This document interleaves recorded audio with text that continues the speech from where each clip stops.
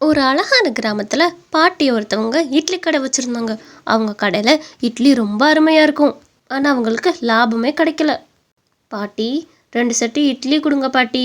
அதுக்கு முன்னாடி எனக்கு இட்லி சாப்பிட்றதுக்கு கொடுங்க. உங்கள் கடையில் வாங்கினாதான் என் பிள்ளைங்க விரும்பி சாப்பிடுது. நான் வீட்டில் சுடுற இட்லியை கூட சாப்பிட மாட்டேங்கிறாங்க. கொடுங்க பாட்டி. இருமா, கொடுக்குறேன். எங்கம்மா, இட்லி நல்லா இருந்து என்ன பண்ணுறது? ஆனால் எனக்கு ஒரு லாபமும் கிடைக்க மாட்டேங்குது. இதில் வர்ற காசு பூரா என்னோட வயிற்றுக்கும் வாய்க்குமே சரியாக போயிடுது. கடனே கட்ட முடியலை. என்ன பண்ணுறது? ஏன் பாட்டி இப்படிலாம் சொல்கிறீங்க? நீங்கள் கடுமையாக உழைச்சிங்கன்னா கண்டிப்பாக ஒரு நாள் உங்களுக்கு பலன் இருக்குது. சரிங்க பாட்டி, இட்லி கொடுங்க. பாட்டி, சாப்பாடு ரொம்ப அருமையாக இருக்குது பாட்டி. இந்த சுவையான இட்லிக்கே உங்களுக்கு நிறையா கஸ்டமர் வருவாங்க பாருங்க. சீக்கிரமே நீங்களும் நல்லா பெரிய கடையாக வச்சு நல்லா வரதான் போகிறீங்க. சரிங்க பாட்டி, நான் கேட்ட 2 இட்லியும் கட்டி கொடுங்க. என் பிள்ளைங்க சாப்பிடாம வீட்டில் உட்காந்துருக்குதுங்க. இந்தம்மா, கட்டிட்டேன், எடுத்துகிட்டு போ. இப்போ ஒரு வழியாக வேலையெல்லாம் முடிச்சாச்சு. மிச்சம் இருக்க இட்லியை தூக்கி உள்ளே போட்டுருவோம். இந்த வயசான காலத்தில் எனக்கு உதவி பண்ணக்கூட ஆள் இல்லை. அப்படியும் நான் உழைச்சி சம்பாரிச்சிக்கிட்டு இருக்கேன். கடவுள் எனக்கான வழியை கூட காட்ட மாட்டேங்கிறாரு. அவன் கொள்ளையடிச்சு அதை அடித்து சம்பாரித்து நல்லா வாழ்ந்துக்கிட்டு இருக்கான். இந்த இட்லி கடையை போட்டு நல்லா உழைக்கலான்னா அதுக்கும் வழியை காணாம். அந்த பாட்டி புலம்பிக்கிட்டே அந்த பாத்திரத்தெல்லாம் எடுத்துகிட்டு ஆத்தங்கரைக்கு போனாங்க. எப்போவுமே அந்த பாட்டி ஆத்தங்கரைக்கு எடுத்துகிட்டு போய் தான் பாத்திரத்தெல்லாம் கழுவுவாங்க. அன்னைக்கும் அதே மாதிரி கழுவிட்டு இருந்தாங்க. எல்லா பாத்திரத்தையும் கழுவிட்டாங்க. ஆனால் ஒரே ஒரு பாத்திரம் மட்டும் தண்ணியோட தண்ணியாக போயிடுச்சு. எப்படியாச்சும் அந்த பாத்திரத்தை எடுக்கணும்னு நினச்சாங்க. ஐயோ, பாத்திரம் வேறு அங்கே போயிடுச்சே! அந்த தண்ணியில் ஆழம் கம்மினால அந்த பாட்டி உள்ளே இறங்கி போய் அந்த பாத்திரத்தை எடுத்தாங்க.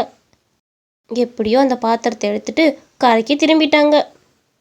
அந்த பாத்திரத்தையும் எடுத்துட்டு வீட்டுக்கு போயிட்டாங்க. அடுத்த நாள் எப்பவும் போல் கடையை போடலான்னு நினச்சாங்க.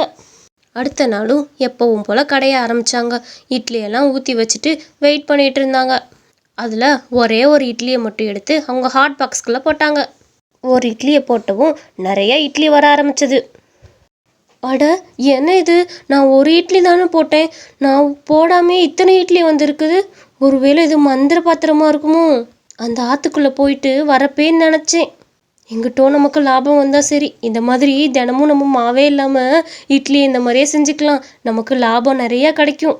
அந்த பாட்டி லாபம் வரும்ன்ட்டு தினமும் அதையே பண்ண ஆரம்பித்தாங்க. அப்படியே நாளும் போச்சு. ஒரு நாள் அவங்க வேறு மாதிரி யோசித்தாங்க.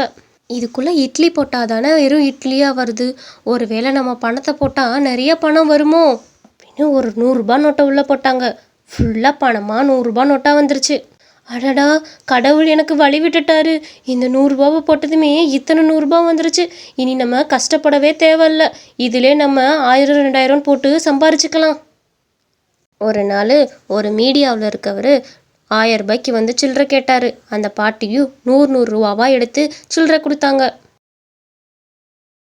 பாட்டி, எனக்கு ஒரு 1000 ரூபாய்க்கு சில்லறை வேணும், கொடுங்க. 1000 ரூபாய்க்கு என்னப்பா, லட்சக்கணக்கில் கூட நான் சில்லறை வச்சுருக்கேன். ஆனால் வெறும் 100 ரூபாய் நோட்டாக தான் தருவேன். இந்தாப்பா, சரியாக இருக்கான்னு பார்த்துக்க. என்ன, இவங்க கொடுத்த 100 ரூபாய் நோட்டு எல்லாமே ஒரே நம்பரே இருக்குது. நினச்சேன் அப்போவே இவங்க கள்ள நோட்டு அடிக்கிற கோஷ்டி தான்னு. உடனே போலீஸ்க்கு ஃபோன் போட்டு சொல்லிட்டான். போலீஸும் உடனே வந்துட்டாங்க. ஆமாப்பா, நீ சொல்கிறது உண்மைதான். இந்த அம்மா கள்ள நோட்டு தான் அடிச்சிட்டு இருந்திருக்கு. உன்னை இப்போவே அரெஸ்ட் பண்ணுறேன் அப்படின்னு அந்த பாட்டியை அரெஸ்ட் பண்ணிட்டு போயிட்டாங்க. அதுக்கு தான் என்றைக்குமே ரொம்ப பேராசைப்படக்கூடாது.